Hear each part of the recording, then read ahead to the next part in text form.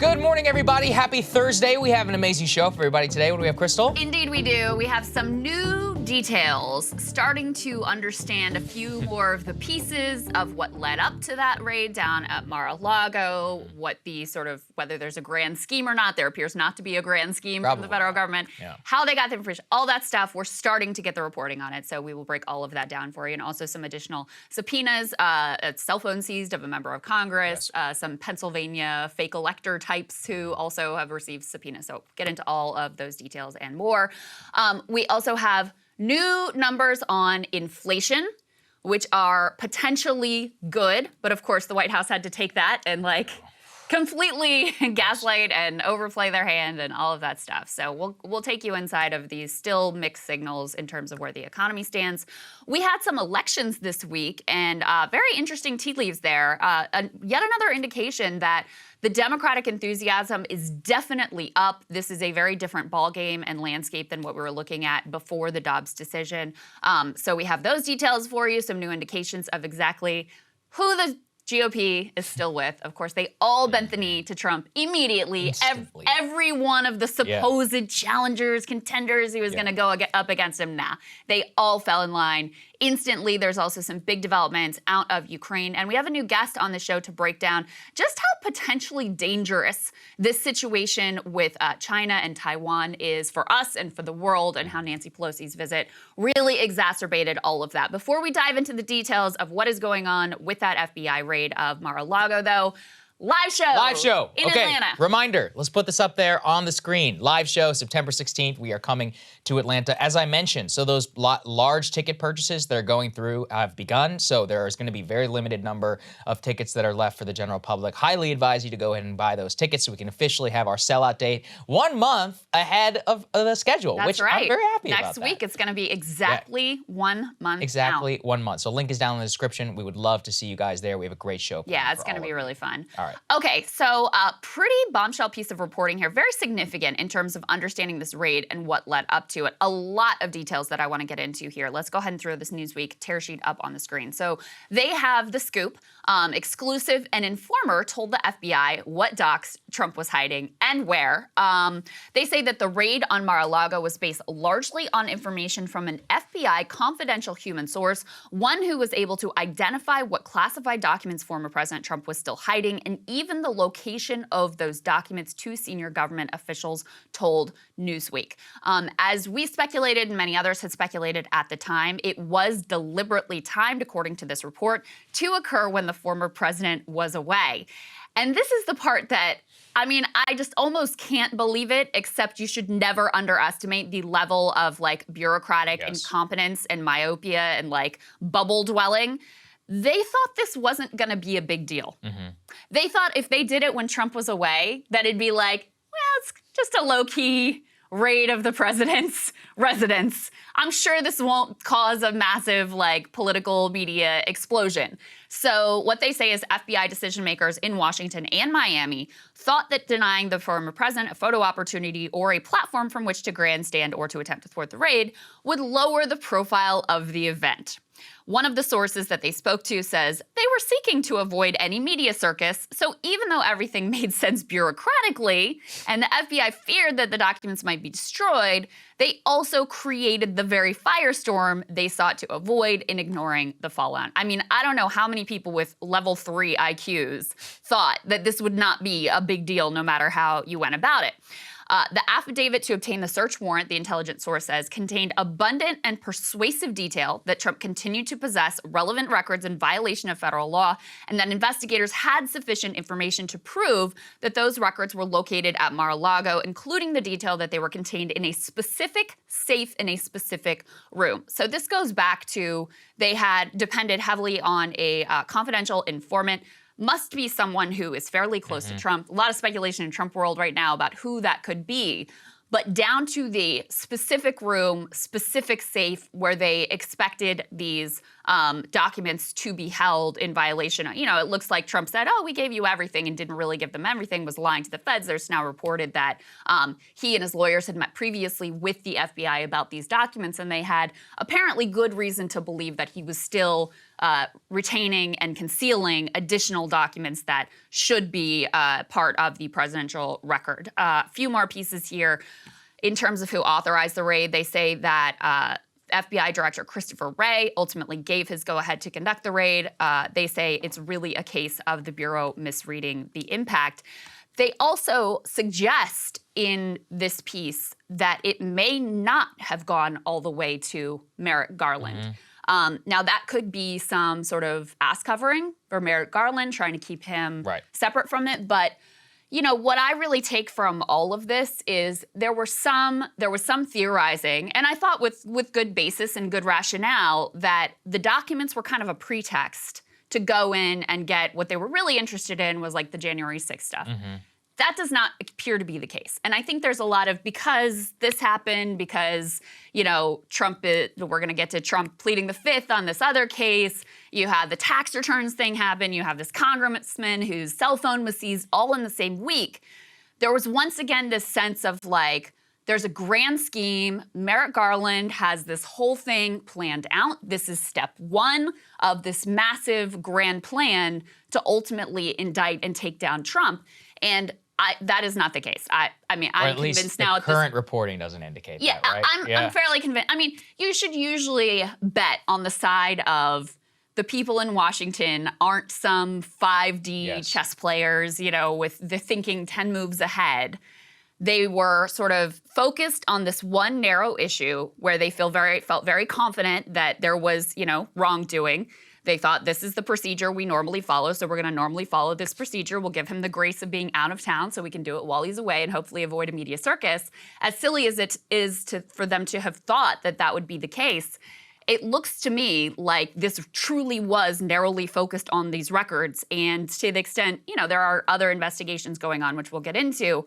But I do actually think that they're separate, and this is not part of some grand federal government plan to take down Trump. Whenever you need to bet on master plans by the FBI or bureaucratic incompetence, I know which one I'm going to be betting on. That was my secret suspicion, but now we actually have a decent amount of reporting in order to indicate that. You also see, in terms of the discussions from the Trump lawyers themselves, they say that they have held discussions with the Justice Department since the spring over these materials at Mar-a-Lago, that they had actually searched through 2 to 3 dozen boxes in the basement storage area, hunting for the documents. And also, they said that currently the DOJ had said, well, part of the problem is you're not securing these properly. So they actually went ahead and added, again, according to Trump's lawyer, they added a lock there, which was then breached by the FBI whenever they took it. I mean, if the reporting here is true, and there's no current, you know, there's not a lot of evidence in order to dispute it. Nobody's coming out and saying that this is some sort of master plan.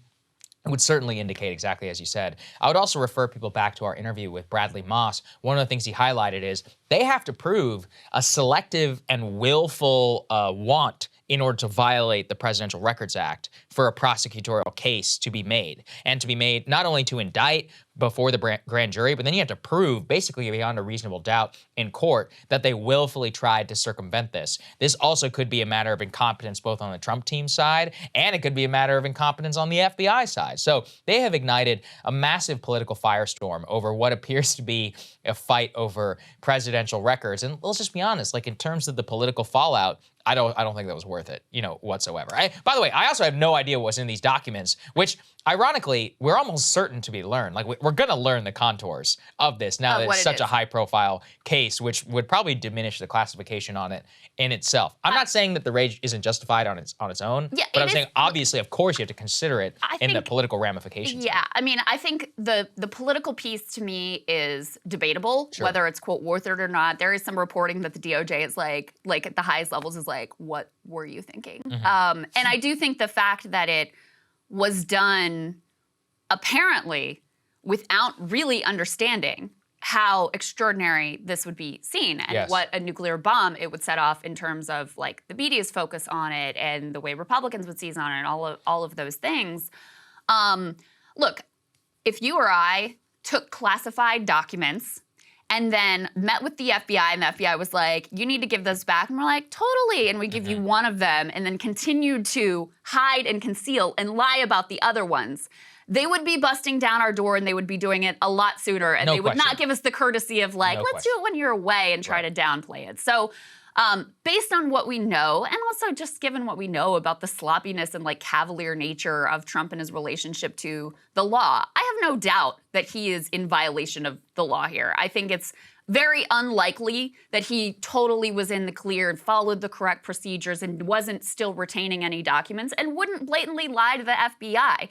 There's also an irony here because of the Hillary Clinton email scandal, Trump himself signed into law, making the Presidential Records Act and making this a much more stringent offense. He signed a law in 2018 that made it a felony to remove and retain classified documents. So there's a great irony here, too, that he's now, in violation, it appears, of the very law that he strengthened in this partisan, like, we're going to go after Hillary Clinton thing. The politics of it and whether it was, quote unquote, worth it, I think it very much remains to be seen how this all plays out. I do think that there's some who are very convinced this is going to inure to the Republicans' benefit because, people are going to see it as an overreach. I am not as convinced of that case because I think if you're talking about the Republican base, yes, this solidifies his control on the GOP. If you're talking about normies who are sick of like his bullshit and like it always being some crisis and whatever, I don't know that it has the same impact. But it's possible. It's just hard to say at this point. Yeah, I mean, I'm focusing a lot about this on my monologue. On its face, I think you'd probably be right. But as we always know, there's going to be massive overreach. And this will, well, not overreach just by the FBI, I'm saying also by the opponents, MSNBC, trying to cast this as another thing. And then that actually generally moves to Trump's benefit. So I have no idea. Yeah. On its face, the reporting does indicate that that's where they are. You also said this, let's put this up there on the screen, Axios, saying that Trump world speculating that they do have a flipped aid after the FBI search, likely as a result of the warrant. And that is another thing which many people have been highlighting, not just me. Trump, I mean, look, this is in dispute. Eric Trump gave an interview to Fox News where he claims that the warrant was never given to them by the FBI. That would be against standard procedure. We don't know if that's true. Again, the FBI has not actually said whether that's true or not. Standard procedure would say that Trump and his lawyers did receive a copy of that search warrant. And if that's true, they should release it. They can make it public, and clear a lot of things Exactly, release it, and they would be able to show us very specifically what the FBI was looking for, as you said and indicated in Newsweek, the specific areas. It would actually probably, it's possible that they're hiding it because it would only confirm that they do have a mole inside of their organization or somebody very close to the president. But as we had said, Trump could also just release this tomorrow as if he did actually receive the search warrant, and we would learn a hell of a lot more about what actually happened. There's one other thing I want to say about the, the politics of this and whether or not it was justified, whether it was a good idea, whether it was just, all of those things. It is obviously political. It has political implications, yes. The decision to serve a search warrant and raid Mar-a-Lago, no doubt about it. But it also is a political decision to look at facts that clearly say there is a clear violation of the law, and if it was an ordinary citizen, we would treat it this way. But because it's the president and because it's fraught, we're not going to. That is a less sort of media explosive political decision, but that's also a political decision. Sure. So there's sort of no avoiding making some sort of political decision here if, in fact, they were very persuaded, which they appear to have been, that he was in very clear and sort of like intentional violation of this law. So I think that's important to keep in mind. Of course. I mean, one of the things that always pissed me off about the Hillary case is I was like, look, any average citizen, you're going to jail for what Hillary did. It was obvious. Yes. Like, it was just so clear. I'm like, if you did this and you're a normal person, we talked previously on our show about the Navy guy who took a picture of the nuclear submarine. And he didn't mean anything by it, and he ended up in jail. And or their, reality winner. Look at what happened to her. I mean, she literally just photocopied some documents and sent it over to the Intercept. She was in jail for like years. So look, I'm generally in favor of equal application of the law. I'm only speaking in terms of how this is being politically coded and how the FBI ultimately came to this decision. If it is true they didn't think it was going to have political ramifications, then they're just a bunch of idiots. And I think that is really, that I think you could always bet on that. I talked to, someone who's very in the know with this, who actually had some pieces of this report as well, but could only get a single source. And what he was saying to me is, you really can't understand how much of a bubble these people operate in. Like, they literally work inside of a skiff. Right. Like, they're literally in a bubble. And so They're just looking at, here's the process that we follow, and the National Archives requests us to look into this, and we did it, and we found this evidence, and we took it to a grand jury, and they said, yes, we believe it, and we took it to, like, just following the steps, chunk, chunk, chunk, and really not thinking about the political landscape. Now, that doesn't mean ultimately they made the wrong decision because, again, you know, I do believe in equal application law. I was very critical of Hillary on the email thing, so it's not like I'm being inconsistent here. Yeah. And, you know, certainly people who were very concerned about the Hillary thing at the time, there are many of them who are now like, records, who cares, no big deal. But I think at this point, what it looks pretty clear is that this is not step one of some grand plan to take down Trump. That doesn't mean Trump's not going to be indicted. It doesn't mean that there won't be charges out of Georgia or out of the D.C. grand jury with regards to January 6th. That is all still very much on the table. And the next thing we're going to talk about is some of the steps that they've taken forward on that. But I am convinced at this point that this was kind of a one-off focused just on this specific issue that wasn't connected to some broader plan. Yeah, I mean, look, that's where all things currently lead. Why don't we go ahead and talk then about this January 6th related investigation, which some interesting developments. Go ahead and put this up there on the screen. Representative Scott Perry, he's a member of Congress, says that FBI actually seized his cell phone. This is one day after the Mar-a-Lago raid. The circumstances of the seizure are pretty interesting. He actually had just gotten off of a flight, and he was approached by FBI agents who took possession of his cell phone. Here's what he says, quote, "This morning while traveling with my family, 3 FBI agents visited me and seized my cell phone. They made no attempt to contact my lawyer, who would have made arrangements for them to have my phone if it was their wish. I'm outraged, though not surprised, the FBI, under the direction of Merrick Garland's DOJ, would seize the phone of a sitting member of Congress. My phone contains info about my legislative political activities, my personal and private discussions with my wife, family, constituents, and friends. None of this is the government's business."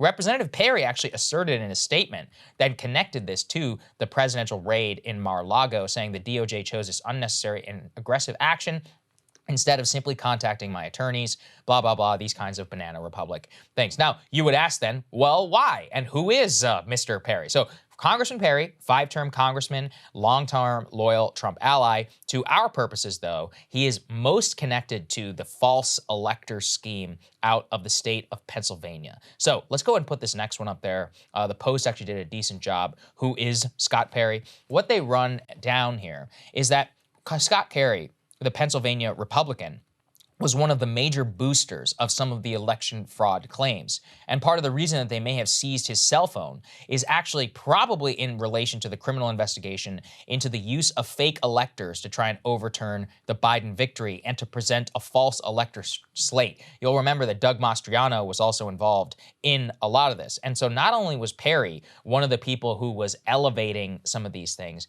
it seems now that he was involved in the actual plan to try and get the Department of Justice official Jeffrey Clark to be elevated then to the acting attorney general slot so that Mr. Clark could then undertake procedures to actually declare the Pennsylvania ballot results invalid, or at least throw them in some sort of in court proceeding, which would allow the false electors plan to proceed. All of this, though, traces back to the very difficult charge that we laid out from the very beginning, which is to try and prove a seditious conspiracy charge is extraordinarily difficult. We have seen in the past that DOJ and the FBI have not been able to prove it. Now, that is what they have charged the Oath Keepers and some of the Proud Boys with, to be clear. So we are going through active litigation, but it's very difficult to prove in a court of law. And ultimately, that's really the only way they'd be able to move forward with an actual indictment against any of these representatives, Krystal. So I think that it is much less likely that they went for seditious conspiracy, which, as you said, they charged the Proud Boys and the Oath Keepers with. And I read through, both of those indictments, and they had direct text messages of them plotting to bring weapons, and they had, very specific laid out plans. You can question how much of it was LARPing, how much of it was serious, how likely it was that they were going to accomplish their goals. But they had specific planning involving violent means, basically, in order to charge seditious conspiracy. More likely, if Trump or other high-level officials, including these people who, Scott Perry and these other Pennsylvania Republicans who have now been subpoenaed as well, more likely you would see something like the obstruction of a federal proceeding or whatever that one is called. Or you might see the conspiracy to defraud the government. Isn't that what the other one is called? So there are other potential charges. Now that last one, and I might be getting the name of it wrong, but that one, it would be kind of a novel application of that law, and that makes prosecutors kind of nervous typically. I think probably the most likely one is the in obstructing the official proceeding, which we've also seen a number of January 6th folks charged with. So, you know, I think it's very clear. You've got investigations now in New York. It's a civil investigation into Trump's business practices. We'll tell you about that in just a minute. We have these D.C. grand juries impaneled, and we've been getting reporting out recently, which we covered on this show, about how far along they seem to be. So they've been talking to a couple of former Pence aides. They've been looking specifically in detail at what Trump said at different meetings and seemed to be focused especially on his involvement. And there's two tracks there. There's one that's looking at, you know, his incitement on January 6th. The one that seems to be a sort of more likely direction is the one regarding the fake elector scheme. And in addition, there's a Georgia investigation that also is looking at the fake elector scheme specifically in Georgia. Now, if you believe Attorney General Eric Holder, that's actually an investigation that is the furthest along. And I think that he believes will result in high-level indictments in the most sort of timely pace. So we'll see whether he's right or not, but there's reason to believe him. He has at least some insight just given his background, given his level of connections, et cetera. So those are all the sort of fronts that Trump is facing jeopardy on. Not to mention, there was also a federal court ruling saying he does have to turn over his tax returns to a House committee. That will continue to be challenged, so we'll see where that ultimately goes, but a lot happening for him on the legal front this week. Yeah, absolutely. And with Perry, I always do think it is worth what the actual objection to these guys in the election fraud was.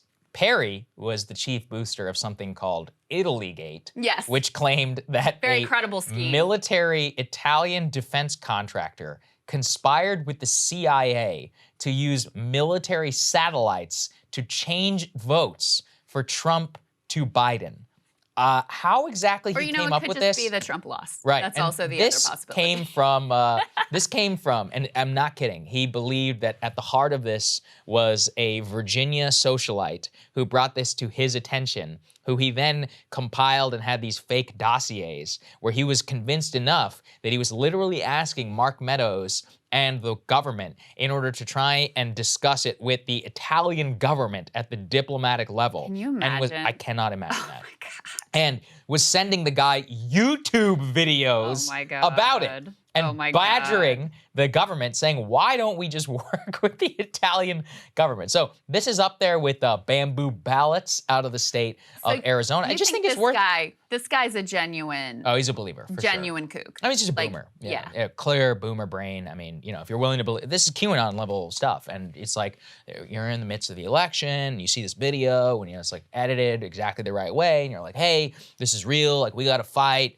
All this, and you start saying, I mean, how else do you blow up the phone of the White House chief of staff unless you believe this stuff is real? I don't know why you would otherwise. So, I mean, I guess he was genuine when he was doing it. He also is one, allegedly, who asked for a preemptive pardon. Yeah, that's right. Well, according to Cassidy Hudson, I don't know if it's true. Yeah, but allegedly he's one of the ones that asked for a president. He denies it. But, yeah, I mean, listen, if you don't want to have your phone seized, then, like, don't try to, don't do this stuff. Italian government. Don't do that. Itallygate.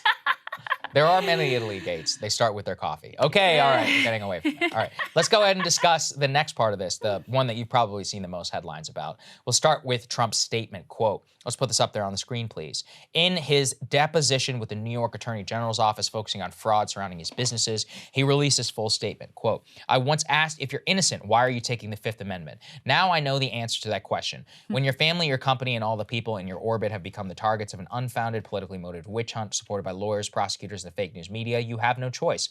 If there's any question in my mind, the raid of my home on Monday by the FBI 2 days prior to my deposition wiped out uncertainty. I have no choice because the current administration and many prosecutors in this country have lost all moral and ethical bounds of decency. Accordingly, under the advice of my counsel and for all of the above reasons, I decline to answer the questions under the rights and privileges afforded to every citizen under the United States Constitution. This is in relation, let's go ahead and put the next one up there, please, which is that the president says that he took the fifth nearly 400 times in that New York civil investigation. That investigation has been running now for months, if not years, and into specifically his business dealings. So we have seen essentially it revolves around whether he inflated the value of assets whenever he was in the sales process, which I'm just going to say would never do that, Saagar. I don't have difficulty believing it.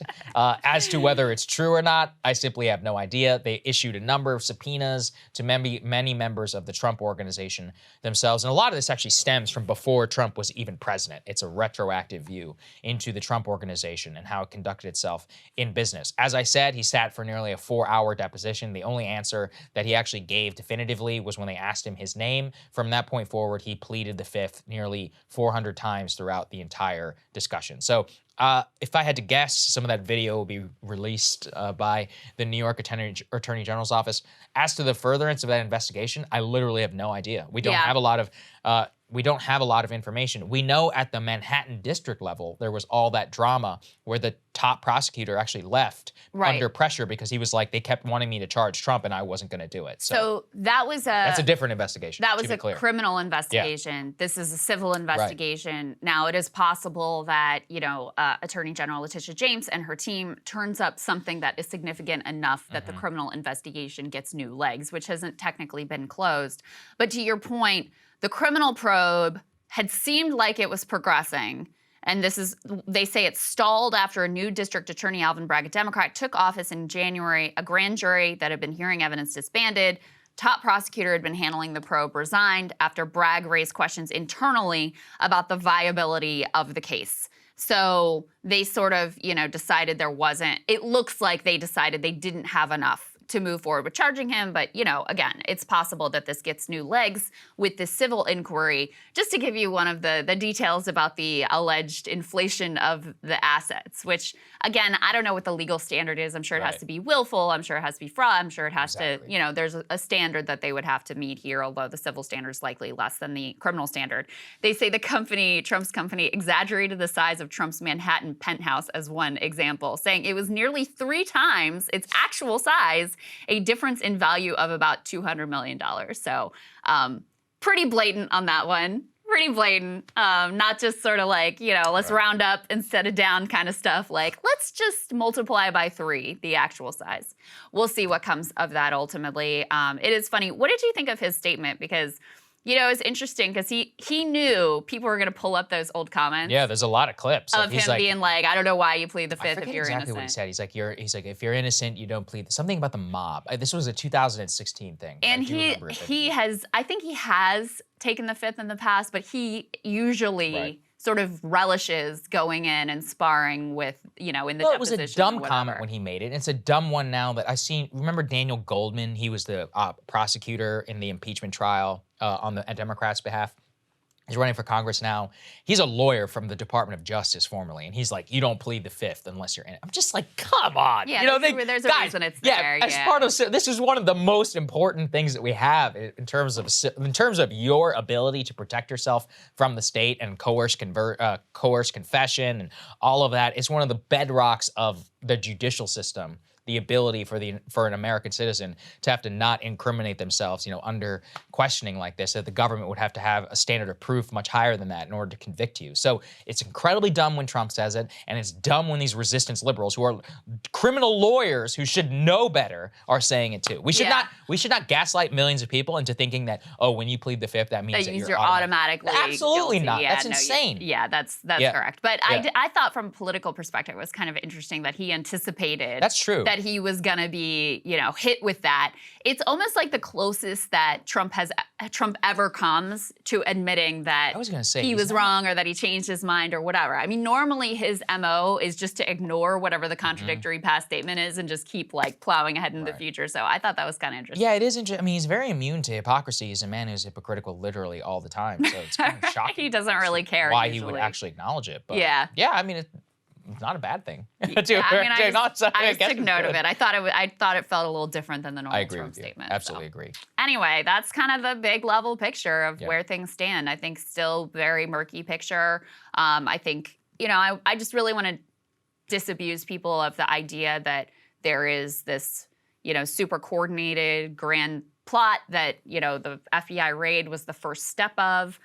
It does not appear that that is the case. Again, that doesn't mean there won't be indictments or, something in the future. But I think what initially, especially with these other pieces coming all in the same week, seemed like, the walls are closing in and Merrick Garland is the puppet master and sort of slotting him into the role of Mueller. I don't think that's actually the picture that we have of this week as it comes to a close. Yeah, I think that's right. All right, let's go ahead and talk about inflation. Obviously, always enormously politically consequential. We got some fascinating new numbers yesterday on the month of July. Let's go ahead and put that up there on the screen. Inflation actually dropped to 8.5% in July, down from 9.1% in June. The biggest decline was in gas prices and in airfare. But grocery prices, rent, and electricity are continuing to rise. And I think that this underscores a lot of what is so difficult about talking about inflation generally, which is that top line number, be it 8.5, be it 9.1, it is so driven by a few specific categories. So we did see a 7% reduction in July on gas prices, similar to reduction in airfare, similarly due to jet fuel. But the problem there is that this is a single commodity and it actually obscures the level of inflation people are still seeing on grocery prices rising, rent rising, electricity. It by no means means that people are out of the woods. And arguing over the top line figure can just be really foolish. That being said, the CPI number, let's go ahead and put this up there. You can see here that the overall 1 month % increase for all consumers, seasonally adjusted, it's the first time that we've had zero in over a year. Not a terrible thing.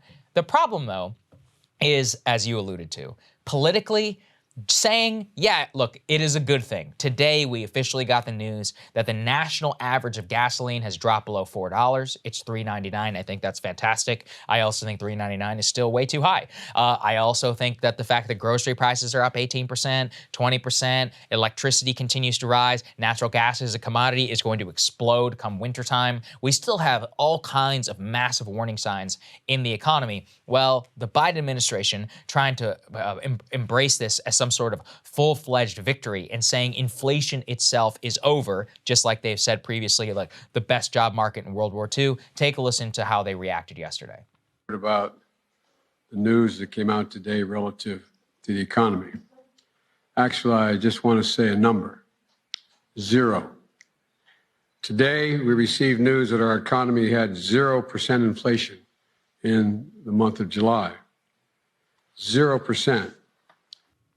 So, yeah, I mean, technically correct at the urban consumer CPI, but doing victory laps like this on top line figures, which do not comport with the actual reality on the ground, is just foolish. Because let's say it does go up next month, or even if it shrinks by 0.5, but electricity goes up by, I don't even know how high, or you still can't, okay, airfare may be down, but you still can't catch a flight. I mean, I was telling you about my experience. I flew to Portland over the weekend to Oregon, and more than half of the departure board at Reagan was either delayed or canceled. And to be fair, there were weather-related problems, but I was speaking with some of the crew and some of the air crew. What they were telling me is the real issue is, of course, weather is ever present. But when you have all this chaotic mess and then you add weather, that's how you have mass cancellations that happen all across the board. Society is still not functioning at a very, very basic level. So nothing to celebrate, in my opinion, and everybody just exaggerates, one way or the other. I think the bottom line is, things are still not good. $3.99 gas is still not great. Gas is still $5 a gallon in California. Millions and millions of Americans still paying well over $4. And also, there's no sign that this is nothing but a temporary decrease post-Memorial Day demand. Once people have to start buying fuel oil, middle distillates like diesel and more, natural gas in order to heat houses as things get colder, price is probably just going to go right back up. We'll see what's going to happen. I think politically, the messaging is, it's very simple to see what you want to say. Like, we're encouraged by this news, but we're not satisfied. We know that people are struggling. We want to do a lot more. Here's our plan. Right. It's the same problem that Obama got himself into, like overly celebratory of a very anemic recovery that people just really weren't feeling. And as we've said in the past, if he had like an actually good candidate that he was up against rather than like the epitome of plutocracy, Mitt Romney, he was very vulnerable to being defeated, specifically because of that. People don't expect you to fix everything immediately, but they do expect you to sort of understand the problem, empathize with it, especially Joe Biden. One of the qualities people always loved the most about him was his empathy for blue-collar and working-class people. The big question for me, and I think what'll be most significant for how things play out moving forward, is how the Fed interprets this data. Yes, that's all that matters, right? You have a few contradictory things. You had a jobs report, which came in higher than expected, 528,000 jobs added. That number came out last week. Unemployment rate falls to 3.5%. And you had weirdos like Jason Furman, who was an Obama economist, being like, this is uncomfortably hot, as if it's a bad thing when we add jobs and the unemployment rate goes down. But those are the sort of numbers that the Fed, thinking about this as they do in this sort of like sociopathic way of we've got to make people pay and we've got to slow down the economy and we need to hike up the unemployment rate. Like Larry Summers said, we need to have 10% unemployment for a year, may look at that and say, we got to continue the course, the dose of tough medicine, hiking rates at this extraordinarily fast rate to get things under control because it's not working yet. You aren't suffering enough yet, so it's not working yet. Not to say you're not suffering, but you're not suffering, according to them, enough. Now you have this other, actually two counter indicators came in. You also had a projection of what consumers think inflation is going to be that came in under expectations. So that was another thing arguing against the Fed continuing to hike rates at the pace that they've been doing. And then now you have this inflation report, which also came in, lower than expected and with the 0% increase for the past month. So my plea to the Fed is, guys, slow down. It looks like inflation is headed in the right direction. Of course, it continues to be a mixed bag, but don't send us into a recession and make people pay even more. So not only do you have, high grocery bills and high gas pump bills, but you also then lose your job. There's no need to do that. Slow your roll and let's see where things ultimately go, because at least these are some positive indications that things are headed in the right direction, and they could make things so much worse if they go too far too fast. Well, we already have the signs of that. Yes, exactly right. So this is, early indication in terms of housing. San Francisco, this is interesting because this is some indicators at kind of the high end. Let's go ahead and put this up on the screen. So San Francisco, quote, froth is gone as wealth fades, housing slumps. Now, we're not going to shed any tears here for the tech, multi-millionaires of San Francisco. But they lead this look at the San Francisco housing market by saying a palatial 5-bedroom home built in 1932 with stained glass windows, hand-carved doors, jaw-dropping hillside views of downtown San Francisco hit the market in April for $9.5 million. In June, the owners dropped the price to $7 million. It went up for auction last week, then opening bid of $4.5 million, and no offers emerged. So they slashed the price in half and still didn't get any offers on this multi-million-dollar mansion in San Francisco. Now, why is this happening? Well, you have a number of things. First of all, there's the fact that these tech valuations are way down, market is down. So all of the Silicon Valley types who have so much of their wealth tied up in the market, even they are feeling less like they want to just casually drop a few $1 million in cash on a home. That's one of the biggest things. And then you also have quality of living concerns in San Francisco, massive rise in homelessness, concerns over sort of street crime as well, that has taken some of the bloom off the rose in terms of that city. But interestingly, Saagar, San Francisco was actually the only major U.S. city where home prices fell in June year over year. So the tech sector in particular, they were hit the hardest at the beginning of this market crash, and that is really reverberating throughout the Bay Area economy. Oh, absolutely. I mean, we saw that from the beginning, and this is just, as we said, tech was a leading indicator on the recession, And tech is going to be the leading indicator, San Francisco also, in terms of the housing market. And if the Federal Reserve continues this, I believe the average mortgage right now is like 6.5%, something around that for a 30-year fixed mortgage. That's astronomically much higher than it was even just 6 months ago or a year ago. So if you consider that we're talking about double the average mortgage payment for a lot of people if they're trying to buy houses. This squeezes the rental market. Already we have a housing problem in San Francisco. Also, we've talked before about housing construction. There's a ton of construction that was coming online. Some of it is going to be stopped, which is actually really bad. You want that housing stock to come online, the new housing stock. Well, if the builders don't feel like they're going to get anything for it, then they're just going to stop building. So we could have a supply crunch, and we could also simultaneously have a rental crunch as well, which is only going to increase higher prices. But I thought the best piece here was that New York Times one. Let's put it up there on the screen about in the unequal economy, the poor facing inflation now and a job loss later. Yeah. It just highlights the Fed strategy, which is that right now the poor are far more likely to feel it hard at the gas pump, at the grocery store, electric bills.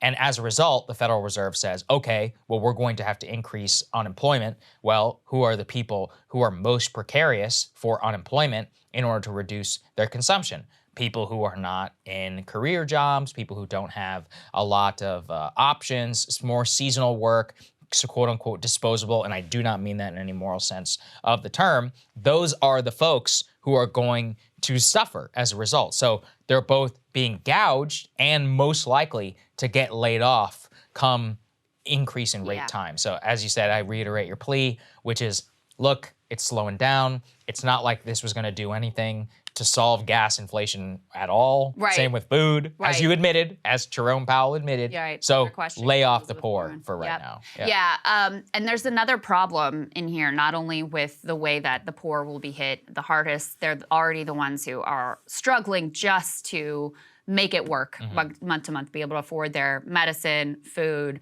rent, or mortgage payments. But in addition, because there is so much vast inequality in the economy, so much of the wealth and the spending is at the top. So if the top has all this, excess wealth and they're not paring back at all, then it makes it harder to get inflation under control without the Federal Reserve feeling like they've got to, hike joblessness and, increase unemployment, which is a horrific direction to go in. Just to give you, they have some nice color in this article. I encourage you to read it. They talk to real people about what their lives were actually like. They interview a woman named Teresa Clark. They describe her as a retiree in Connecticut.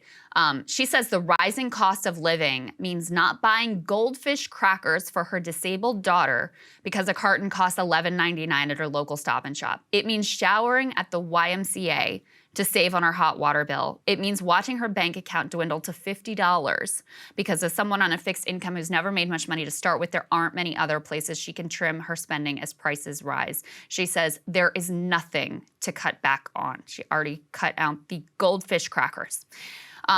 Then they interview a guy named David Schoenfeld, who made about $250,000 in retirement income and consulting fees last year, has about $5 million in savings socked away. He hasn't pared back his spending at all. He just returned from a vacation in Greece with his daughter and 2 of his grandchildren. And the way they phrase it is that divergence poses a challenge for the Fed, which is hoping that higher interest rates will slow consumer spending and ease pressure on prices across the economy. But already there are signs that poorer families are cutting back. But if richer families don't pull back as much, if they keep going on vacations, dining out, buying new cars and second homes, many prices could keep rising. The Fed might need to raise interest rates even more to bring inflation under control, and that could cause a sharper slowdown. And really, to your point, the real problem here is that the Fed has no power over the things that are the key drivers of inflation anyway. Yeah, they have no power over any of this, and it just makes people extraordinarily vulnerable, really, to everything. So I think that people should watch out, and I'm hoping that this is getting read in the correct way. And just to highlight some of the signs of precarity, I found this story is very disturbing. Let's put this up there, which is that the workers at the second largest aluminum mill in the United States, which accounts for 20% of U.S. supply, learned that they were losing their jobs because the plant cannot afford an electricity tab that has tripled in a matter of months. So you are going to have these workers pay the price for high energy prices. Then if the Fed pushes us further and they make unemployment even higher, it's not like these guys are going to be able to get rehired. And it's also not like energy has anything to do with any of this anyway. So you'll have high energy prices and you'll have high unemployment. And these guys are getting completely screwed. Also, last time I checked, aluminum, we probably need it as a society. So. Not to mention, when you shut down these industrial concerns, disaster, it's not like, oh, you can just flip the switch. You don't just turn it back on. They talk about how it'll actually take months to close down this aluminum mill because you have to bleed out all of the molten metal so that it doesn't just like freeze up into a giant brick. And then the process of bringing it back online, if they ever do, similarly takes months and months and months to be able to get it up to speed again. So when you lose these sorts of manufacturing concerns, it's very unlikely that you ultimately get them back. And of course, that's a big problem for the economy as a whole. Yep, that's right. Okay, a few little interesting political indicators from the primaries that unfolded this week. Let's go ahead and put this first piece up on the screen. So this is a look from the Cook Political Report on the overall picture as we head into the midterms. Their takeaways from this week is that Trump's grip on the GOP remains strong. He had several of his contenders who came through, quite easily, especially his governor pick in Wisconsin. But they say the red wave is looking smaller. A couple things that they point to. Number one, over the summer, the Dems have gained 2 points on that generic congressional ballot. So they're sort of looking, the average of the polls has a more or less tied in the generic ballot, which still translates into them losing in the fall control of the House because of the way that the House is structured and the way that the gerrymanders work. But that is a significant improvement from where they were prior to Dobbs. They also point to the fact that a lot of candidates in these races seem to be outpacing Biden. Ordinarily, presidential approval rating is like, it is what it is, and it bleeds down into all the congressional races, and it's very difficult to separate yourself from that. But I think partly because you have so many Democrats, especially on the left, who are dissatisfied with Biden, but who aren't going to vote for Republicans. You have candidates who are able to outpace Biden, but also independents are much more likely to pick the Democratic congressional candidate, even as they say they're very disappointed and disaffected in terms of Biden. So that's another thing. But the big factor that came into view this week is we've had a couple of these kind of canary in the coal mine or bellwether races where you get to take the temperature of how electoral performance lines up with what the polls are saying. And you added this week another race to the list where Dems outperformed what they did in this district when Biden was on the ballot and also outperformed what the polling looked like. So that makes a list of roughly 3. You had that Nebraska special election where the Democratic candidate still lost, but outperformed what you would expect given how well Trump did in that district. You had, of course, the Kansas abortion ballot initiative where the Democratic side was super energized. You had an overwhelming defeat for the pro-life position. You had plenty of Republicans who also crossed over to vote in that one. Now you have Minnesota's first congressional district where, once again, the Republican won in this special election, but it was a lot closer than you would have predicted given that this was a Trump plus 11 seat. So let's put this next piece up on the screen. This is Dave Wasserman. He says, my best guess is Brad Finstad, who's the Republican, ends up winning Minnesota's first congressional district, which was a Trump plus 10, sorry, I just said plus 11. That's Trump plus 10 district by just 51-47, and that is what the final margin ended up being, or so when the final 4 counties finish reporting. That would be remarkably consistent with the June 28th Nebraska first special election when the Republican there won a Trump plus 11 seat by just 53-47. So a 6-point margin versus the 11 points that Trump won it with. So really interesting results here. And the last piece, just to add in a little bit of fill in a little bit of the detail here of what exactly is happening on the ground. Let's put this last piece up on the screen.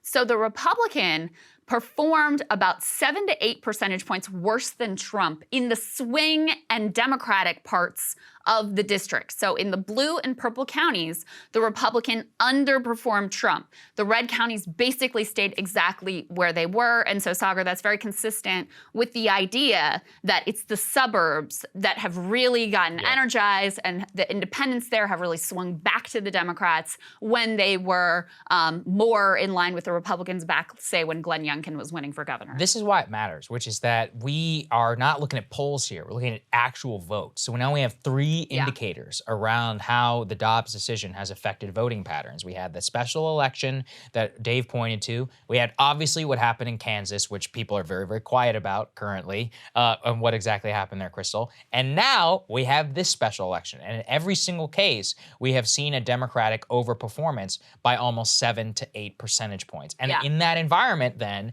you could say, well, let's extrapolate, possibly given the current conditions, to what will happen in November, and you would see an overperformance. Does that overperformance mean the Dems are going to keep the House? Probably not. Does it give them more of a chance than previously? Yeah, absolutely so. Does it mean that Senate races like Pennsylvania and Wisconsin will be a little bit more dicey for Republicans? I would say, that's probably the most impact that it's going to have in the actual swing states, Arizona and Pennsylvania and Wisconsin, any of the three, also in Georgia. It could give Warnock just a bit more of a boost over Herschel Walker. These are all the things where I think it's going to matter the most. Well, because I think the question is whether or not the red wave was going to be so overwhelming that it even swept into office candidates that are manifestly terrible, like Herschel Walker. Right? And so that's happened before, right? Like 2006 for Democrats. Absolutely happened before. 2008 also for Democrats.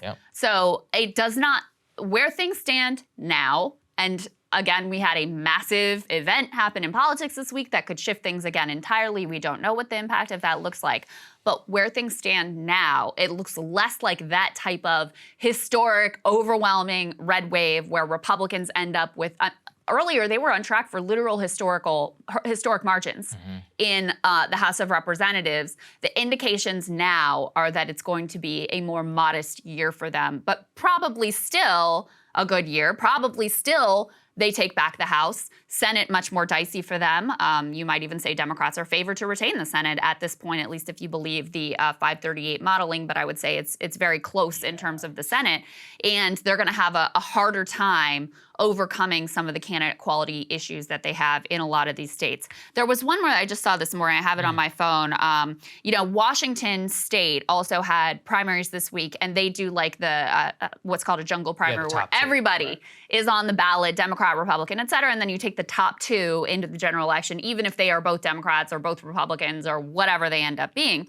And Axios has an analysis here that shows similar Democratic overperformance. So they say in a suburban Seattle swing state where candidates from all parties were on the same ballot, the Democrats won 49.6% of the vote. Republicans tallied slightly less, 49.2% of the vote. And they say this is the kind of bellwether contest that Republicans should be winning decisively, overwhelmingly, if this is going to be a wave year.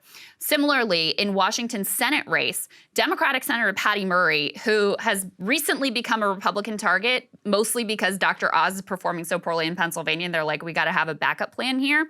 She won 52.5% of the vote, and Republicans tallied 41.2%.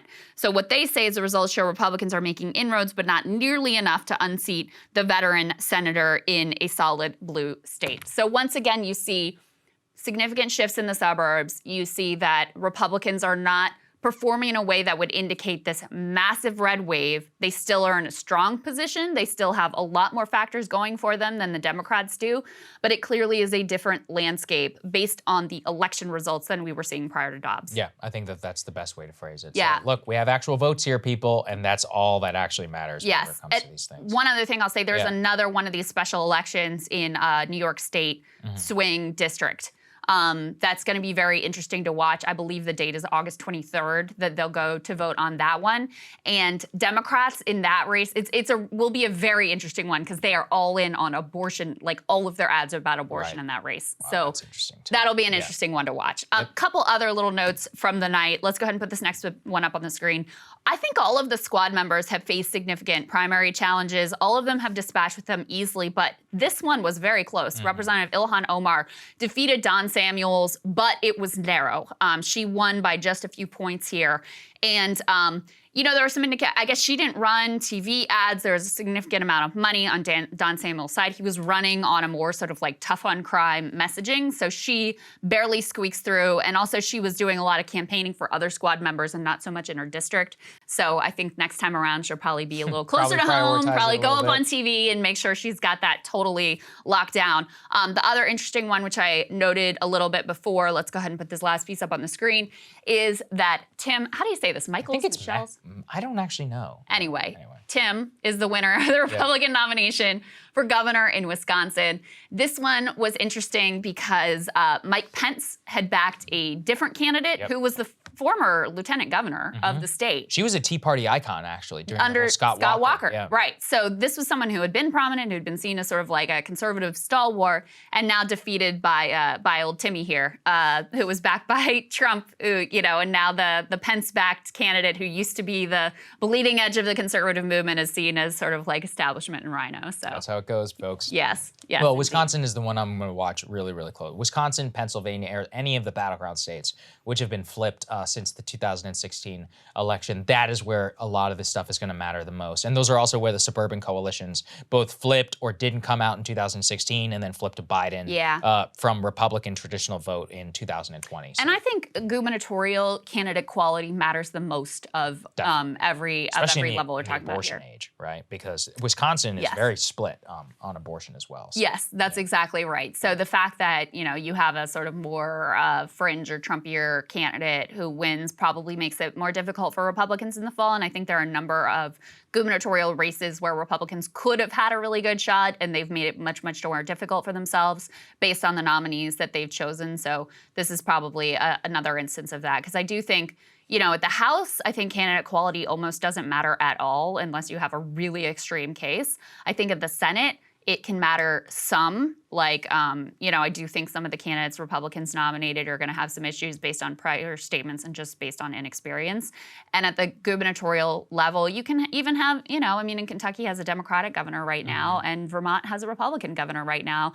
Maryland has a Republican governor right now, even though these are, states that are crossing and voting in a cross-partisan way because they're actually doing more like evaluating the individual candidates. So we'll see how that all plays out. 100%. All right, let's talk about the GOP. We teased this a little bit earlier, but it's obvious now that Trump has never been in a position better to be the quote-unquote undisputed leader of the GOP than probably the day January 5th, 2021. And the reason for that is the FBI raid. Even if the circumstances do turn out to be piecemeal, not that significant, the fact that it did happen basically caused every single possible challenger to come out to his defense. Really just showing that if you have to do that, then you are at least at some level bending the knee to the undisputed leader of the GOP. And we're not just the ones saying that. Many Republican allies to President Trump actually want him to announce immediately that he will be running in 2024. Let's go ahead and put this up there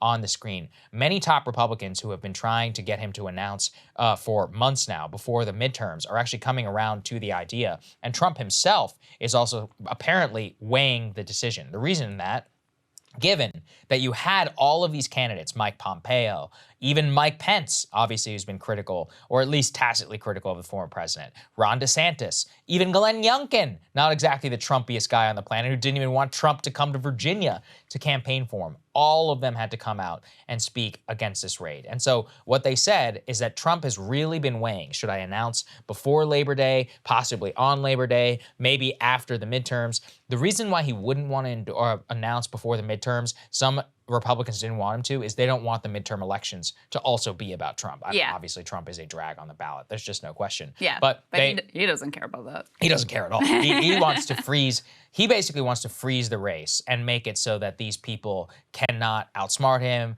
come out ahead of him. He wants to be there very first, freeze it basically completely, really as he did in 2016. Remember, I think he was one of the very first presidents ever who the day after he won election was like, I'm running for re-election. He never shut down his re-election campaign. It's actually not really done in history. Biden has basically been doing that as well. But with Trump kind of setting that precedent, by freezing the race, you basically make it so that there's not going to be any sort of primary, or if there is, it's just going to be a much more of a contested. So the CNN report is really interesting. Great reporters who are there on the byline. And what they point to is that this would also freeze out any sort of potential, quote unquote, anti-Trump challengers like Larry Hogan or a Mike Pompeo or others. And now look, those people didn't have a chance in hell, but they would have gotten a significant amount of media attention if they announced ahead of Trump's actual announcement. And because he's just been in the strongest possible position, really puts him in an advantageous space. So look, it's certainly possible. The other thing to note, as we said, let's put this up there, it's just remarkable to look at how many of the people who have come out and voiced their concern for him. Ron DeSantis, Mike Pompeo, Ted Cruz. Every single one of them. As I said, freaking Glenn Youngkin, who is the governor of a barely Republican purple state here in Virginia, had felt compelled to come and speak on his behalf. Like, that just shows you how undisputed that this is to the GOP identity. Even Mike Pence, let's throw Mike Pence's tweet up there. Quote, I share the deep concern of millions of Americans over the unprecedented search of the personal residence of President Trump. No former president of the United States has ever been subject to a raid of their personal residence in American history. Yesterday's action undermines public confidence in our system, and Attorney General Garland must give a full accounting to the American people as to why this action was taken. He must do so immediately. So, look, the fact that Pence, who clearly has said that, privately has told people, yeah, I might run against Trump. He's got the honor of how he behaved on January 6th. He had the break with Trump post where Trump trashed him as a coward. He even is bending the knee. This just shows you that, and I think this just confirms really what I thought all along, which is that if Trump was truly in the crosshairs of a Ron DeSantis or any of these people, that he would just destroy them. That people, have to come to his defense. The fact that DeSantis doesn't even have it in to ask Trump to endorse him, but still has to send out a tweet trying to defend Trump whenever he's in the barrel. It's just like, dude, that's just how it is. There's just no beating the man. He rules American politics. And in a way, he just doesn't rule the GOP. He rules American politics. Look at our media environment, the level at which it gets activated by Trump. It's like, this is still the Trump era, even if Biden is the president. It's just remarkable, really, just to look at it. I think that's really well said. Yeah. And I hate that because I don't like it either. I think that this is, in my opinion, I don't want to say it's the worst part about Trump, but one of the things that I really hate about the Trump era is that he becomes the dividing line. Yeah. And it really does make our politics just terrible. Just terrible. Where you end up with liberals donating to Liz Cheney and Dick Cheney making a comeback and George W. Bush being rehabbed and Nicole Wallace getting 14 hours on MSNBC or how many hours she hosts at this point. And you end up with Republicans who literally stand for nothing except for sucking up to this guy. And that's the only, he makes it so that is the most significant dividing line and fissure in politics. And that sucks because it's a stupid way to think about our country and our democracy and what we want it to look like. So that's what I've always found the most frustrating and the most difficult to deal with in the Trump era is it is very much like you're with him or you're against him, and anything you think about healthcare or education or even cultural issues doesn't matter. The only thing that matters is where you stand on that one thing. And that freaking sucks and is terrible. And I will say in terms of these Republicans who, this is all so predictable. I do feel like we're kind of validated in what we've been saying here, definitely. which is that it's just total wish casting, the idea that he's about to be knocked off his perch in insane. terms of being the dominant force in the Republican Party. They might have had a chance right after January 6th. If there was an opportunity, that was the moment. And remember, Mitch McConnell kind of flirted with it. There were a few people who kind of flirted with it.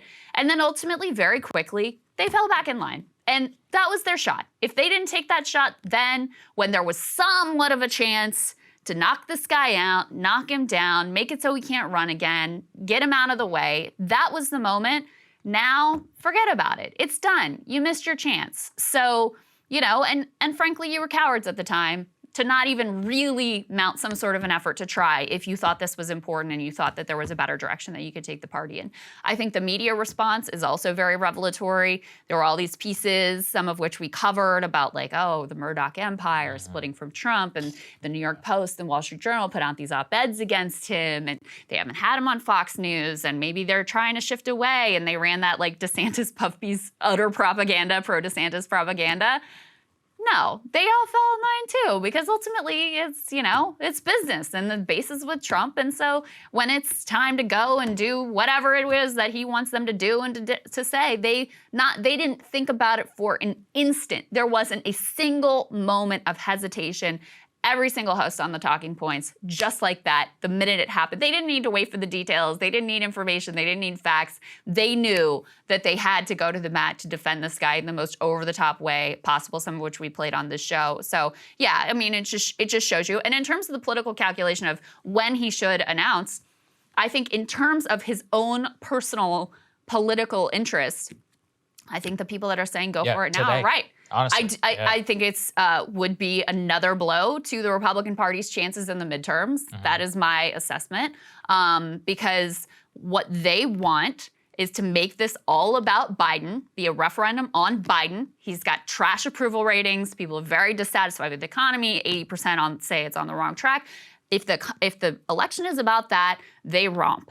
If it's more like a 2018 dynamic where it's like all about Trump and how you feel about him and how do you feel about Stop the Steal, and oh, by the way, what about what they're going to do with abortion and, you know, the extremism there, that's a very different landscape. So, yeah, I'm sure that Republican congressional leaders are very much hoping that Trump waits till after the midterms, but he definitely doesn't care. And I do think it serves his personal interests while everyone, literally everyone on that side just bent the knee to go ahead and announce now. Yep, I think you're right. Okay, let's talk about Ukraine. Usually we have a media block, but we had to talk about so much about Trump. We can't drop what's happening in the most consequential war in Europe since World War II. Yeah. So there's been actually a pretty significant political development with Finland, our new NATO ally. Let's go ahead and put that up there on the screen. Finland and Estonia, who is also in NATO, are urging the European Union to stop issuing tourist visa to all Russian citizens. So Helsinki says that Russians are entering their country and using their airports to actually fly elsewhere within the EU. They do not want Russians to be able to traverse the EU whatsoever. They're saying that this is a violation of some of the sanctions, and especially a circumvention of air travel in order to try and destroy the Russian air travel industry. Now, Moscow and Aeroflot and all of them have always actually kind of operated as a waypoint for some airlines. And I'm already seeing reports that the Aeroflot and others are having trouble servicing their Boeing 737s. This happened to Iran. You know, they've been flying the same jet since like the 1970s. They got quite adept actually at figuring out how to still run Iran Air, but Russia is still in trouble. I think, though, that this just shows you a tremendous, really, frankly, escalation on their part. Because actually, it's interesting. You know, I was traveling when I was coming back from India, and I saw a bunch of Russians in the airport, and I was like, "Wow, like, where are you guys going?" I was like, I can't even believe you're allowed to go anywhere." But what it is that the tourist visa ban would effectively apply to hundreds of thousands of not only people who are students, but it would bleed into sports events. It would bleed into all sorts of like civil society activity, which had been continuing. Terrible. We talked about Wimbledon, you know, so it's not like Wimbledon had already banned them, but there are many other obviously equal applications of this, and the vice versa treatment of that would really bring back an iron curtain, the likes of which Europe has not seen since the 1950s, the 1960s, which is just remarkable when you consider it. So this is a big escalation on their part. And if anything, this would really, I wouldn't say escalate things with the government, but at the citizenry level for Russians, I think this would probably send a very hostile message. I'm not saying that isn't necessarily a reason to do it, but just telling you, like, if you care about making sure that the Russian population isn't as susceptible to Putin and all of that, this would almost certainly send that signal to the Russian people of like, hey, you can't even go to Berlin. You know, places that you've been going for decades now at It's this point. completely unjustifiable. Yeah. I mean, how can you say this is a, basically a dictator in Putin who's doing whatever he wants without any democratic consent, and then impose these kind of sanctions on ordinary people who you just said have no say in what the government is ultimately doing? It's just rank xenophobia. I mean, plays to the worst sort of grotesque human instincts. And then to your point, just in terms of strategic calculation, it plays right into Putin's hands because his narrative has always been, they hate you, the West is against us, they want to destroy us. And then when you levy these kinds of sanctions that hit just indiscriminately ordinary Russians, which, these aren't the first ones that would do that, but very sort of personalized, yeah, you're backing up basically what he's been trying to sell to the population. So I think it's gross. There was another headline that I also thought was really gross and frankly sort of sociopathic. The U.S. is telling Africa that they can buy Russian grain, but they can't buy Russian oil. And some of these nations are suffering on a massive scale. Here's what they say. African nations are free to buy grain from Russia, but could face consequences if they trade in U.S.-sanctioned commodities such as Russian oil, the U.S. ambassador to the UN said Thursday. Here's her quote. This is Linda Thomas Greenfield.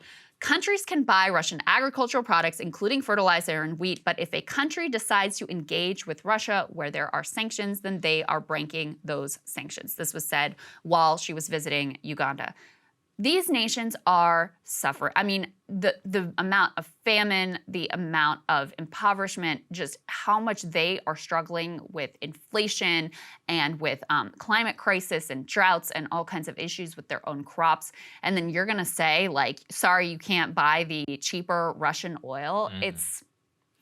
I think it's really gross. I think it's really heartless, and I think it's really wrong. There's just no two ways around it. Well, the real issue too, and actually they even point to this, is they're like, hey, this would actually have a major impact also on people who are in Russia who don't want to be in Russia. So like you have a lot of brain drain, which already happened, probably continuing daily. So it would actually penalize also like any friendly, Western-friendly Russians who live in Russia. And one of the major concerns that we saw is that one possibility that's being floated in Estonia is a possible closure of the Estonian-Russian border, where there's actually a significant amount of cross-trade that occurs there, but also is a major entry point for Russians into the European Union and into NATO space. Finland also reportedly considering this. Now, it's being currently talked off, but look, we're entering that phase of the war where there's like a grinding things going on, and some people are searching for like that one weird trick that might push things in the right direction, and that's usually when escalation goes to the next level. Let's go to the next one up there. This actually shows what's happening on the ground in Ukraine. So we have floated that Ukraine is going to be launching a counteroffensive, and they officially began that. Let's go ahead and put this up there on the screen. They launched their southern counteroffensive, actually beginning with a major strike on Crimea on a Russian airbase. So that blast is what Ukraine is saying as a major counteroffensive that is being launched both in the south to reclaim Russian seized territory. The strike itself was largely symbolic. It was meant as a strike by the Ukrainian government, obviously on Crimea, which was annexed by Russia back in 2014, considered by the Russians as actual Russian territory. However, Zelensky saying that, Crimea will always be Ukrainian and that this is a major strike to show that they're not going to give up on any fronts. The Ukrainians confirming also say that this is the beginning of their actual counteroffensive. So this is something that we all need to watch very, very closely. The actual progress of this counteroffensive is going to tell us a lot about the Ukrainian military's actual ability to conduct an offensive mission. Now, currently they've been fighting defensively. They've been fighting quite well, but they did lose a significant amount of ground in the east. If they are unable, with the multi-billion dollars of aid given to them by the United States, by the EU, by all of the European countries, and they're unable to take back any significant territory, it just tells us that it's not going to happen at this point. So all eyes currently on this. It literally just began yesterday. Major symbolic strike on Crimea, and we're going to see how it goes. Yeah, and there's, I think, two other things to say about it. One is, this shows the Ukrainians still have maximalist aims. Oh, yeah, bingo. They don't want to just go back to the status quo prior to the war. They want it all back, because remember, before the war, Russia had Crimea. Of course, the Ukrainians didn't like it, but they also weren't really fighting it. That was sort of the reality and the facts on the ground. And Russia also controlled these sort of, breakaway regions in the east. So this signals, Ukrainians have complete maximalist objectives and aims in the war. That's significant. There's also questions about what this means in terms of the types of missiles that we have been supplying. There's a headline here in the Times that says, a strike suggests Ukraine may have longer range missiles, and particularly raises the questions whether the U.S. has provided Ukraine with longer range tactical missiles. They have a quote here from a former Ukrainian official who hinted that the U.S. had supplied missiles with a longer range to Kyiv. Quote, as you can see, missiles with a range of 200 to 300 kilometers are already being used in our country. This is according to a former advisor to Ukraine's Ministry of Internal Affairs, so take all of that for what it's worth. But why is this significant? Because Russia has always been very sensitive to the idea that the weapons we are providing Ukraine with could be used on Russian territory. The longer range the missile, the more that they see that as a direct threat to their own nation. And it's something that the Biden administration has claimed to be very sensitive to. So that's something to keep an eye on. Let's keep an eye on all those things. And, also, if the Ukrainians, this is the other thing with precision military equipment, are striking inside of Crimea, which, again, the Russians consider Russian. I'm not saying that's just, I'm saying that's what they consider it. Right. That also could put us in a tough spot. So we also should watch to see how they are going to be conducting themselves in that regard and how they'll be reacting to this specific situation. Indeed. There we go. All right, Saagar, what are you looking at? Well, the first time I learned that Trump was just different was weeks after the first 2016 presidential debate. If you don't remember, it began with the famous exchange between Megyn Kelly and Trump when she asked him about his past language on women, and he responded, quote, only Rosie O'Donnell. I remember thinking, that is one of the most insane things I've ever seen in my life. There's no way he's going to last. And then he surged to the very top of the polls. And he basically stayed there for the rest of the election. The Teflon aspect of Trump is one of the most maddening things about him to his opponents, as he also intuited he could shoot someone on Fifth Avenue and some people would still support him. Trying to understand exactly why, in many ways, is basically what I've spent the majority of my career trying to understand.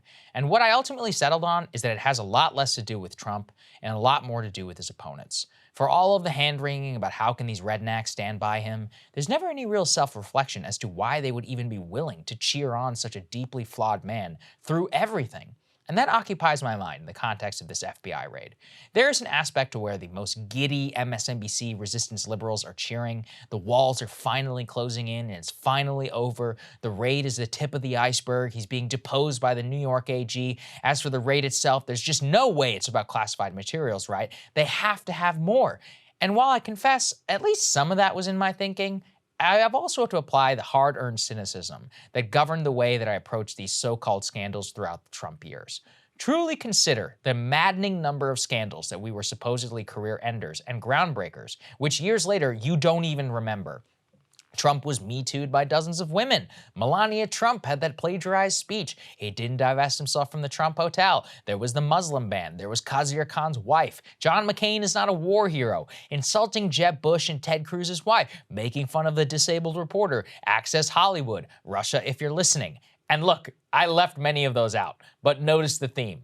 Every single one I listed happened before he even won the presidency. From there, the list is genuinely endless, and I'll get PTSD if I list them all out. But the theme to every single one was clear. Breathless news coverage in disbelief. This has simply never been done before. This will be the end. Inviting Russians into the Oval Office, firing Comey, the tapes, Obamagate, spying, the appointment of Robert Mueller, the will he won't he dance of firing Jeff Sessions, the obstruction of justice speculation, the back and forth on whether Mueller would depose him or not, the final release of the Mueller report. Then when that wasn't enough, the testimony of Mueller himself, Stormy Daniels, Michael Cohen, Michael Avenatti. Shall I continue? The common theme, if you will remember, is everything that I just listened for grounds was why he was truly done this time. And with Mueller in particular, I'm really getting flashbacks right now. Nearly every week in 2017, there was a headline that basically read something like this: Mueller is investigating possible X. Then people would take that as proof that Mueller actually had evidence of X and had Trump dead to rights. The conversation then came around to what would happen when this inevitable proof would materialize. And then the media and the MSNBC and others would forget that actually they hadn't proven anything, and that just because the FBI has broad and, in my opinion, far too much leeway, they can actually, quote, investigate anything.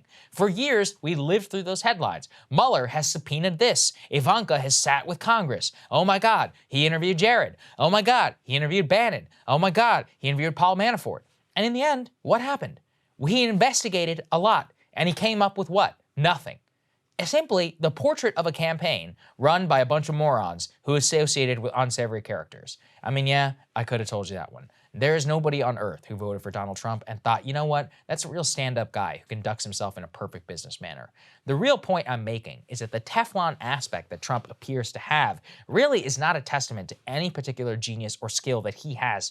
It is a testament to the mediocrity and the idiocy of his opponents. The opposition party and the media hand in glove for years set the expectation for their base that Trump was a once-in-a-lifetime threat for whom norms and rules do not apply, and which any break-the-glass measure that existed should be breached to banish him from history. Again and again, they look to Mueller or the DOJ to save them from a political reality they created by overreaching and by corrupting higher institutions like the FBI, the DOJ, and polarizing them politically, that the condition is now set that basically no matter what people find here, no one will be satisfied.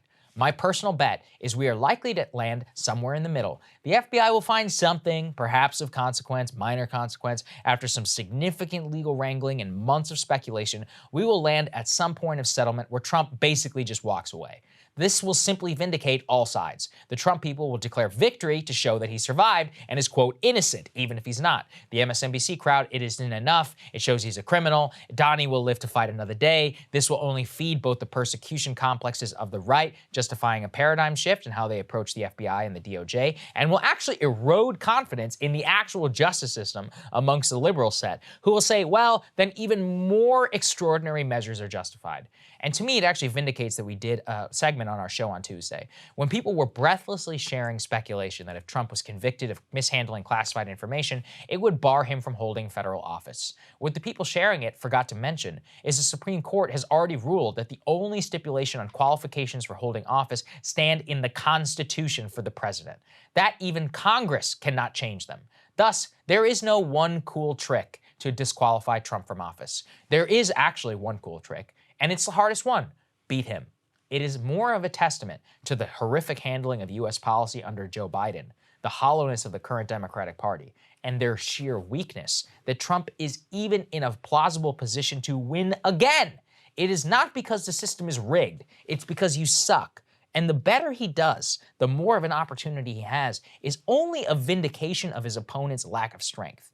If you cannot beat Trump, then honestly you deserve to lose. You deserve the backlash to the raid and the radicalization of the GOP, because honestly, it is just as much your fault as it is theirs. And that's really what it is coming back to, Krystal. I mean, you can look at Trump as a symptom or the cause. I think we both choose to look at him as a symptom. And it's like, well, how is this man even in a position in order to win again? And to me, a lot of it has to do with his opposition. I'm not saying he doesn't have control, but it's like, how are we even in this place? Yeah, sure. This is your fault. Listen, I'm the first to criticize the Democratic Party, but that doesn't mean you just let him off the hook for any crimes that he commits. Convict him if you actually have him dead to rights. Well, for sure. I think that's the thing is there's a big difference between Russiagate and the Mueller report and January 6th and what he's accused of with the classified documents, which was there wasn't really much there with Russiagate. It was mostly like Rachel Maddow fanfic.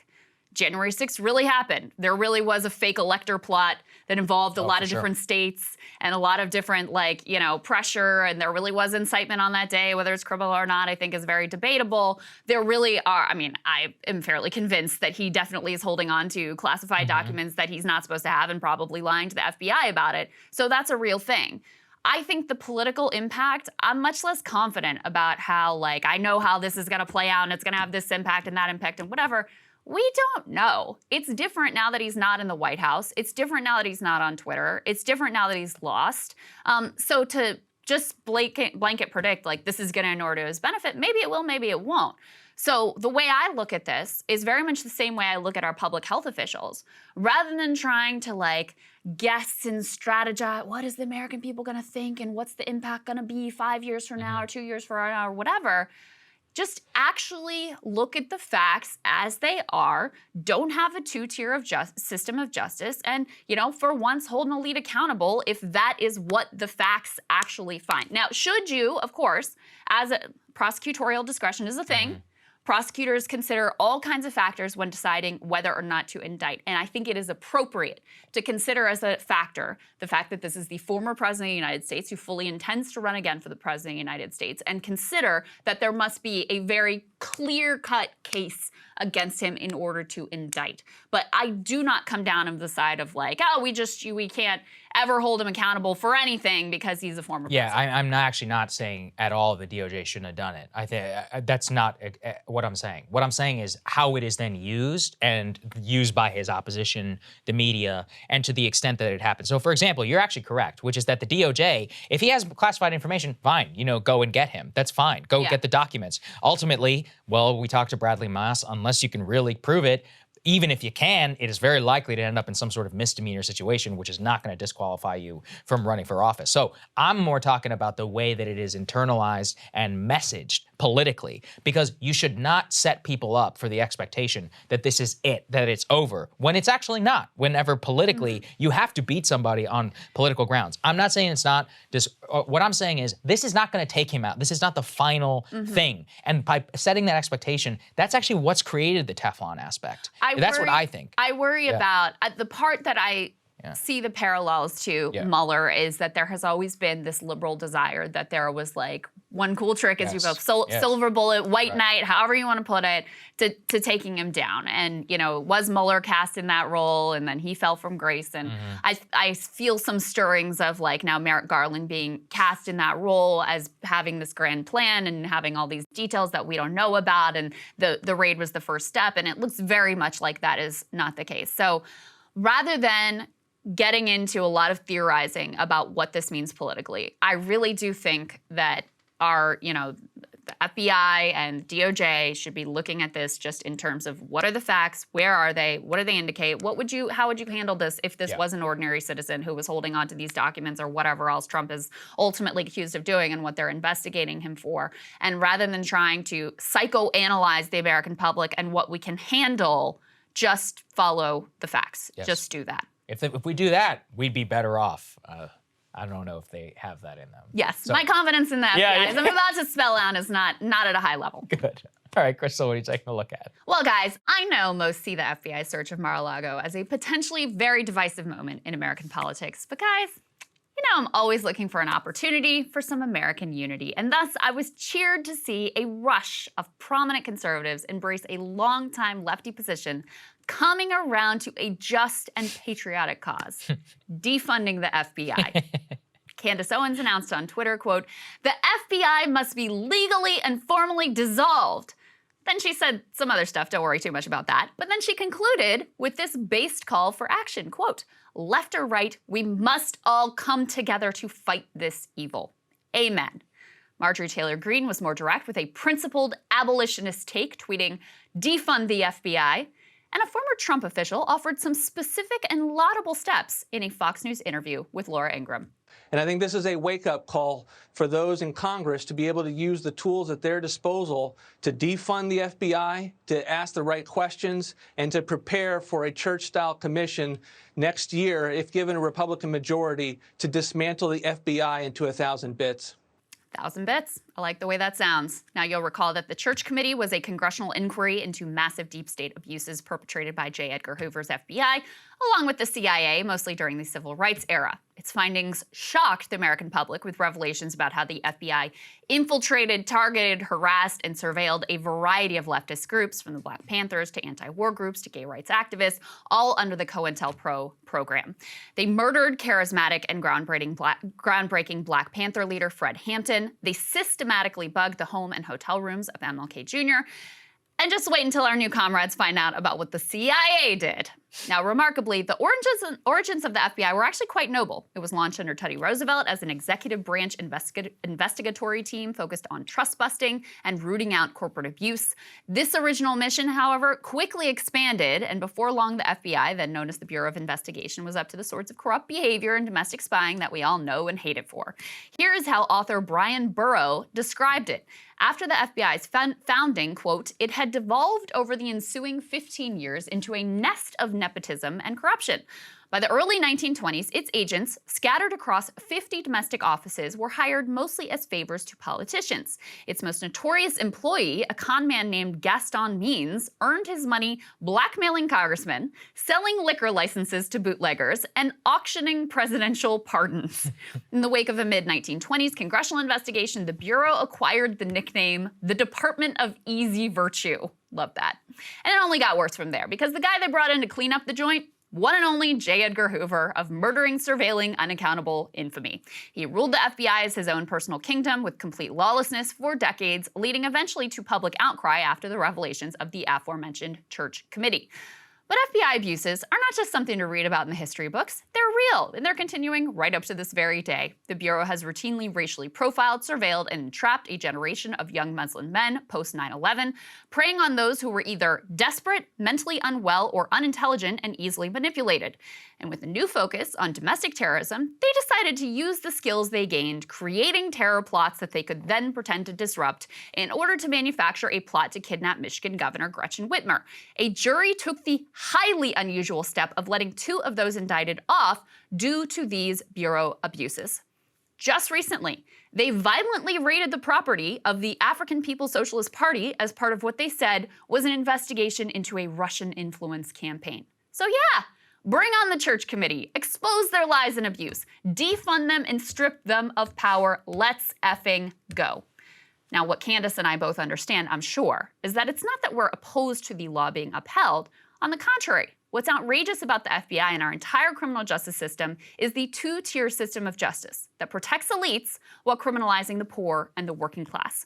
What's outrageous is that it routinely violates our civil rights rather than fighting to uphold the law by protecting those civil rights. What's outrageous is that throughout its history, the FBI has put itself above the law. And no one, not law enforcement, not Wall Street bankers, not the president or former president of the United States should be above the law. Right, Candace? Now, as one astute online observer put it, the only correct position on the Trump Mar-a-Lago raid is F Trump, but also F the FBI. And if you can't say both, let's be honest, you're not serious. Been pretty funny. Yes. As Ken Klippenstein, I've been enjoying it. As Ken Klippenstein tweeted, he's like, one raid and suddenly they're all Antifa. Yeah. Kind of amazing. I think Sean Hannity was out, like, I no longer support law enforcement. All right.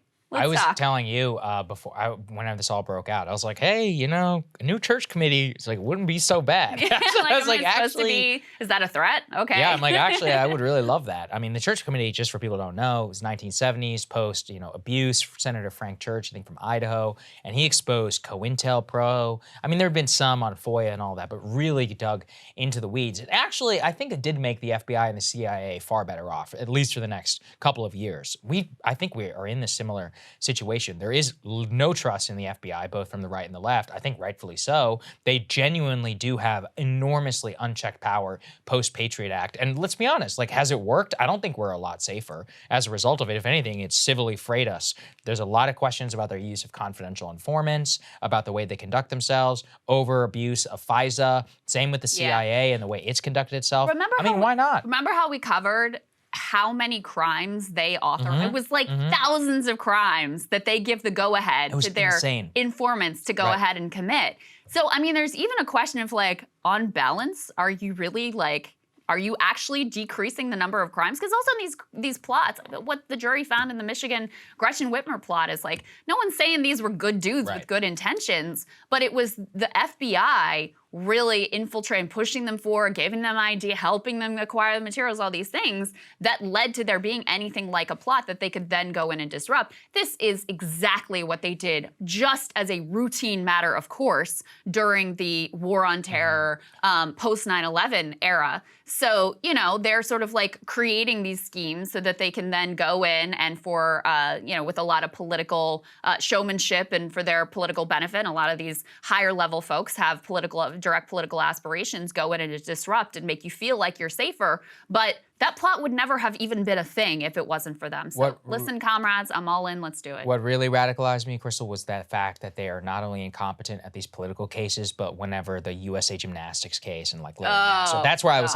like, or Epstein, you know, all that's where I was like, okay, you know, these people are utterly, not incompetent, criminally negligent, and have allowed people to be molested, killed, suicide, and all of that in a totally apolitical case as a result of corruption, power, and all that. And that's how I was like, forget it. You know, these people are just useless. Right. And I just want to be totally clear, because sometimes people don't get the joke. Okay. I am not saying that Candace and Marjorie Taylor Greene are actually like, you know, consistent, honest principled actors on this who aren't going to immediately flip on this the minute that, you know, it serves their other political interests. Obviously, they're just partisan actors following whatever script Trump wants them to follow. But it was a good excuse to be able to make the case. I mean, in my opinion, it's an Overton window shifter. Like, it wouldn't be a bad thing, once again, in order to expose. I mean, it's like when Jonathan Swan was like, yeah, he could just fire the whole intelligence committee. I'm like, oh, wow. You know, like, don't you know, threaten me with a good time. It's just like it's just like on the free speech stuff. They're like free speech and anti-censorship, and then first of all, when it counts and they can actually break up these tech things, the Republican side of the ledger is nowhere to be found. But even at, you know, on the state level, you're talking about free speech at the same time you're passing laws that are like banning protest and banning books. And it's just a desire for you to have control over the speech. And I think that's what this freak out on the right is also about. It's a desire for law enforcement to do exactly what you want them to do vis-a-vis your political enemies or the ideologies that you don't support. It's not actually to scale back the police state ultimately. Yeah, I think that's well said. All right, we got a great guest standing by, Lyle Goldstein. Let's get to it. So amidst everything else that is going on in Washington this week, we didn't want to lose sight of some really critical world affairs that continue to brew and bubble and cause a lot of reason for angst. There was an interview that caught my eye in Jacobin magazine. Let's go ahead and put this up on the screen. Interview conducted by Branko Marcetic, friend of the show, with Lyle Goldstein, who is a director of Asia engagement at Defense Priorities and a former research professor at the U.S. Naval War College. And he argues that we should not underestimate the incredible danger posed by the Taiwan crisis, and makes a pretty compelling case that the media is not helping to us to understand just how dangerous a situation this is. And Lyle, we are fortunate to have him join us now. Great to see you, sir. Welcome. Good to see you, Lyle. Yeah, glad to be here.